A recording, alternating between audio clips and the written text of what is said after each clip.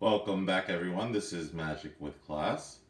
If you didn't check out my last video on the upcoming Commander Legends, go ahead and give that a look, give that a like, comment. So, we're going to continue talking about other upcoming sets and products. I touched a little bit about Commander Collection Green. I'm just going to talk a little bit more about what I think about these upcoming Commander Collection little sets. So I obviously think their intention is to do at least all five colors. They probably started with green because of its popularity in Commander. I wouldn't be surprised if the next one is blue, but I also wouldn't be shocked if they do a white one, just to try to persuade people to use the color white in Commander. So we'll see. I don't really want to talk too much about the cards that they put in the Commander Collection Green. They are all reprints. They're all pretty good in Commander. The one thing I do want to say is that I kind of don't like how they put in two colorless cards in a collection that's supposed to be green. Yeah, the two colorless cards are flavored as green. They are Soul Ring and Command Tower. Both of those cards are going to be played in a majority of Commander decks. However, they're not expensive. You can get both of those cards in a variety of arts for pretty cheap. So I really don't know why they would include those two cards. My guess is every Commander collection is going to have a Command Tower and a Soul Ring flavored with whatever colors they do next. So, um, I kind of don't like how they basically two slots are going to be devoted to those cards, it seems, in future Commander collections for the other colors. But I don't know. Maybe people like the art and the flavor behind it.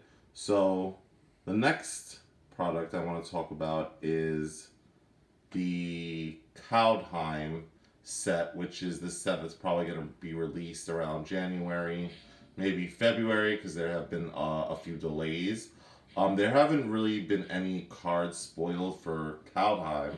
However, the set is based on, I think they're saying Norse, and maybe it's based on Norse mythology.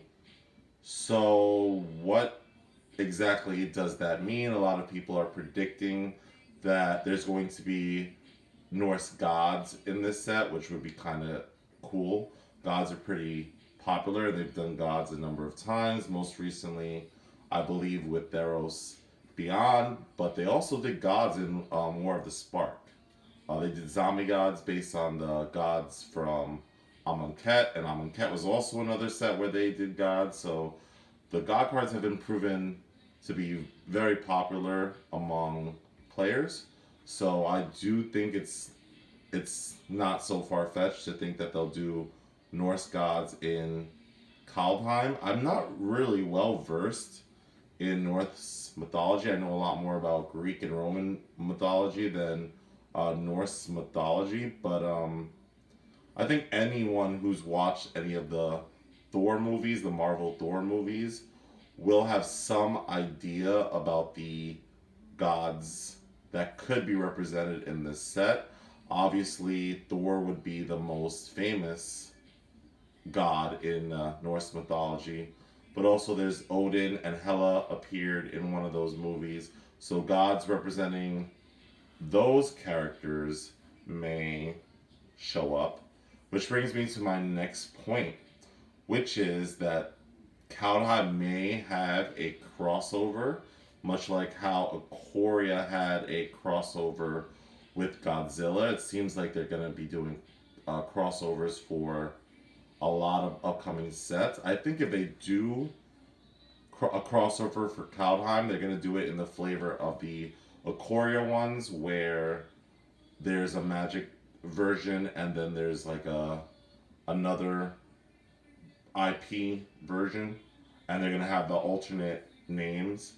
Um, that would be interesting if they. I would like it if they did a crossover with Marvel, specifically the Thor franchise. I think that's a good fit for the Kaldheim set, and since Hasbro owns the rights to produce some of the Marvel toys, it's not so far fetched that they would have ventured into this type of business deal, especially since the Marvel movies have proven so popular. Something else that I'm hearing is that this could be a crossover with the Elder Scrolls, the video game Elder Scrolls. I really don't know much about Elder Scrolls either, but I'm hearing like this that the setting is pretty similar to other Norse settings. And since the game franchise is pretty popular, I guess I could see that as well. Um, what I do think, though, is that Kaldheim is definitely going to include a squirrel. Squirrels actually have a lot to do, have some relationship with Norse mythology. So I wouldn't be surprised if we saw a legendary squirrel or maybe even a few squirrels in this set. Already they put a white squirrel in Ikoria, so squirrels are officially back in black magic. I also think they're gonna do a card based on Yggdrasil, the world tree. That's another very commonly known aspect of Norse mythology. I've seen it in like a few video games. The idea of a giant world tree providing mana and energy is, I think, something that they would like to depict on a card. So it could also be like maybe a land as well, maybe a legendary land representing it. I don't know how they're actually gonna reflect it. Oh, one thing they did talk about in Kaldheim is that it's gonna have MDFCs, which stands for modal double face cards, and they're gonna finish the cycle that they started in Zendikar Rising, with the they're not exactly dual lands, but you can play them untapped. And each side has a single color, but they cannot flip back and forth. So Kaldheim is going to have the rest of that cycle, but it's also going to use modal double face cards in a way that Zendikar did not use it. So basically, all the modal cards in Zendikar Rising had a land on at least one side. So I think these cards are going to have something else on the other side. I don't think there's going to have many, except for the completed cycle. I don't think there's going to be any other modal faced cards that have a land on either the front or the back. Maybe they're going to focus on enchantments. That could be. We'll see how they use this new technology for Kaldheim. And they are also going to use the MDFC cards for another set after Kaldheim, which I will talk about later. So what else do I think is going to be in Kaldheim? I think that Kaldheim is definitely going to have dwarves. I think the dwarf creature type is actually pretty interesting. I know that the reception to it in Kaladesh wasn't great, but I think they're gonna try again to push dwarves as like a major tribe in Kaldheim, and I think it's gonna be more successful because of the flavor of the world. Also, a lot of people think that to tie into Zendikar Rising, that Kaldheim is gonna have a warrior tribal. What I think that's going to happen is that they are going to have a bunch of warriors in the set, but I would not be surprised if they were Viking warriors. They introduced a new creature type, Viking. I think many people expect it. I think it's a creature type that has a lot of weight and really can flavor a Norse mythological world. Because I don't think many people know much about Norse mythology. Except what they see in popular media.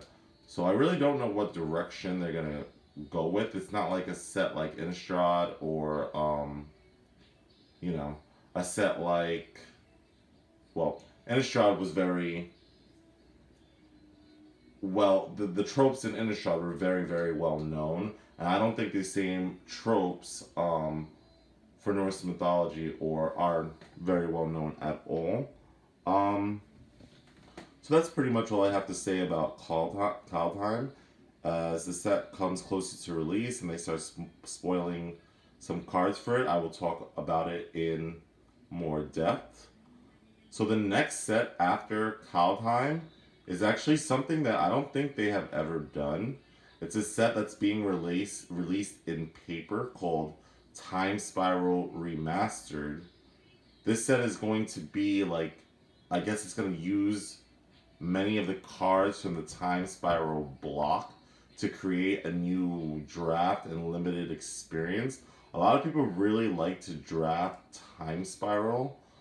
It's a favorite set for very enfranchised players because of the sheer number of mechanics in the 3 Time Spiral blocks. And I know that Mark Rosewater specifically loves like the idea of the Time Spiral sets.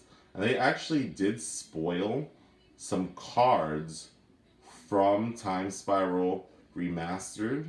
And they are Relentless Rats, Path to Exile, and Chalice of the Void. And they showed off these cards because they have their original old school borders. And the only difference between this and the cards printed in the original Time Spiral is the set symbol.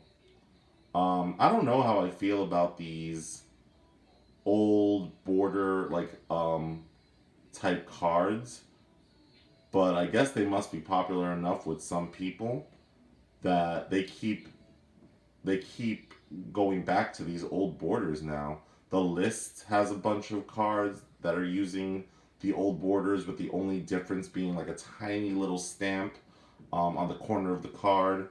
So I guess there's a huge amount of demand for these old border cards, which is weird because I remember Mark Rosewater talking about how they wouldn't go back to using these. Like, it was very, very, very unlikely that they would go back to using these old borders. So I guess there's been some sort of shift in the ideology there. I don't know what cards are going to be reprinted in this Time Spiral Remastered set. I'm thinking many of the fan favorites from the Time Spiral block will make a reappearance. I'm curious to see if this is something that they're going to do in the future, because if they can just remaster a bunch of sets each year, it seems like we might have a remastered set on a yearly basis if this sells well enough. I think Time Spiral was a good choice for the first paper remastered set because there were so many different avenues that they can lean into. They also did, I think, Amonkhet Remastered, but that was a digital release only. So I'm guessing they think that they're gonna make some money by releasing this into paper as well. So I wonder what 2 years from now what the next remastered set is going to be. Are they gonna do like just only popular sets? Could they do a Kamigawa remastered? Is that the way that they're gonna finally get fans of the Kamigawa? Are they finally gonna make fans of the Kamigawa sets happy by doing like they can't do a return because it's just not popular enough and it didn't sell well. So can they do a Kamigawa remastered? Can that sell really, really well? And then that's what they use to justify a return to Kamigawa or to return to sets that have not been as popular. I would not be surprised if they did an Alara remastered in the future to see if Alara has enough popularity to do a return. I'm surprised they have not returned to Alara yet. I guess it did not sell as much as well as people thought, but I think we're overdue a 3-color set using those 3 colors. So hopefully that will be soon. So after Time Spiral, and that's also going to be released in maybe, I think probably February, March, maybe April if things keep getting like pushed back. That set is going to come out after Kaldheim, and the set is going to come out in quarter 1. The exact dates are still in flux, which is, you know, expected considering all that's going on in the world. But after that set, in quarter 2, the first set of quarter 2 2021, is Strixhaven School of Mages. So they didn't show any cards, but they showed the set symbol, which basically looks like an owl, a bird. So, and there is a bird card in Magic that has the word Strixhaven in it, and it does look like an owl. So a lot of people are saying, I'm excited for this set because I'm a big fan of Magic schools and how that's depicted in like books and things like that. A lot of people are gonna say that this is like a blatant ripoff of Harry Potter. Some people are even going so far as to say that Strixhaven is going to have is going to be is going to have a crossover with Harry Potter, and a lot of the cards are going to be representative of characters from the Harry Potter universe. So they might make a card flavored like Snape or like Dumbledore, like Harry Potter, and there's going to be a Magic version of those cards, and then they're going to do a crossover with Harry Potter. So there's going to be a card actually called Harry Potter or Snape or something like that. I am a huge fan of the Harry Potter series in general, but I do not think Harry Potter is going to cross over with Strixhaven. I think there's definitely going to be cards that reference the Harry Potter universe. Like, I kind of expect a legendary Snow Owl, and I kind of expect like a potions master representing Snape, and I expect a older wizard type character to represent Dumbledore. But I do not think that they were able to work with J.K. Rowling to actually do a full crossover. And the reason is because I just don't think J.K. Rowling has the same types of views as a lot of people in Wizards of the Coast. It seems like Wizards of the Coast is really trying to promote inclusivity, especially with people of varying gender identities. And J.K. Rowling has this last year just gone on rant after rant. Being, a lot of people don't think so, but you know, she's being a bit demeaning towards transgender people. I read some of the stuff where she's saying that you know, transgender people kind of stole the term women from them, and it seems like she kind of doesn't have to. She doesn't like the fact that she has to be more careful and be more sensitive with her words when referring to gender. So I don't think that Wizards would actively do a crossover with someone who's just on record saying these negative types of things about people of people of various genders. So we'll have to see. Maybe they did the crossover before she went on this rant, and now they're like, uh-oh, we have all these Harry Potter cards coming out, and the audience is gonna be very unhappy that we worked with her. But and I would love to have I would love to use Harry Potter as a commander. I would love to see like the Elder Wand represented in a Magic the Gathering card. I don't know what they're gonna do with an entire set based on a school of magic and not like reference Harry Potter. Like, people are going to expect Harry Potter references all over the set. And the set is seemingly not based on flavor. I think someone asked if it was top down or bottom up design, and he said while some of the cards were designed with media expectations in mind, that the whole set was not going to be like that. So we're gonna have to see. So I'm gonna end the video right here. I am gonna make another video with some of the other upcoming products. But once again, this is Magic with Class, asking you always to gather with class. Thanks, everyone.